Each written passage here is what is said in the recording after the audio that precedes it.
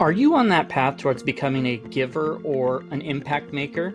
If so, you've probably done a lot of different development for yourself, personal development, professional development.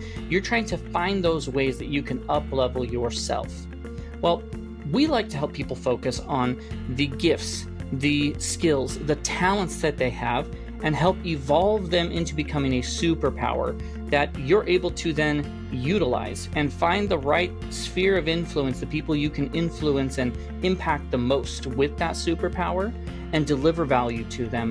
And of course, we're very focused on delivering value without asking for anything in return, so that, it's weird, relationships improve and the universe finds ways to pay you back for that. So I like to empower people with as many tools, tips, tricks, things I know of along that path, that journey that they're going to go on in order to become a giver and an impact maker with their superpowers.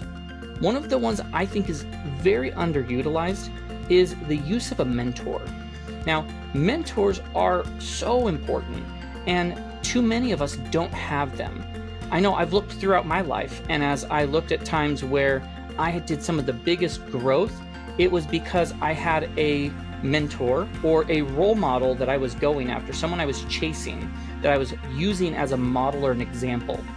Now, the reason why I say a mentor over just a role model is a mentor is someone who's willing to sit down and talk through things with you.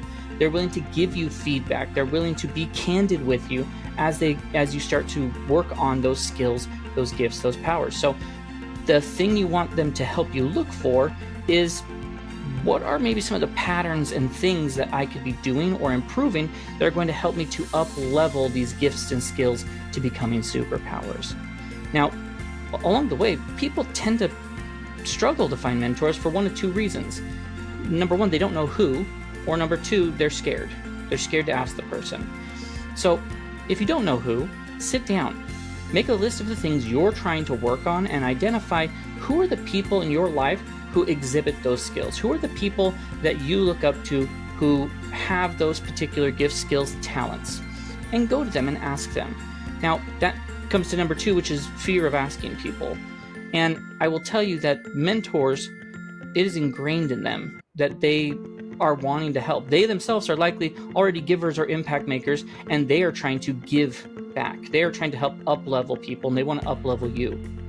And so honestly, if you ask someone to be a mentor, they're most likely going to say yes. If they said no, then you know that wasn't the right person. You go back to the drawing board and think of who else it could be, because that person was not the right person to help you go down that path.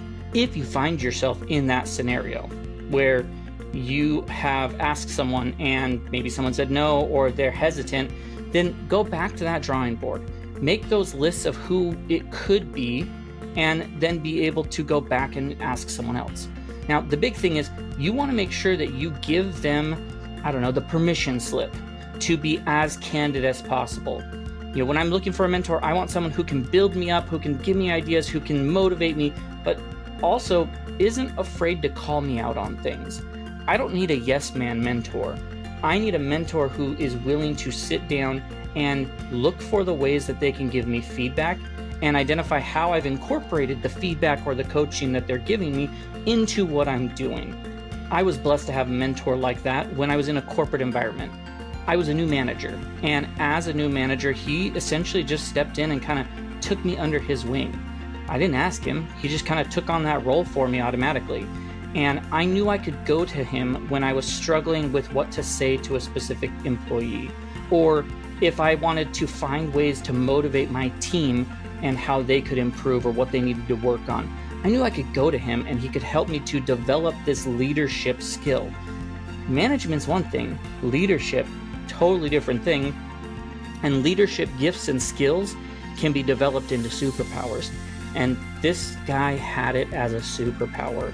It bled out of him. And so I would go and talk to him and pick his brain on those topics. What I loved was his favorite thing to say when I would ask him a question would be, well, what do you think you should do? And he'd let me give out my ideas. He wouldn't just prescribe right away.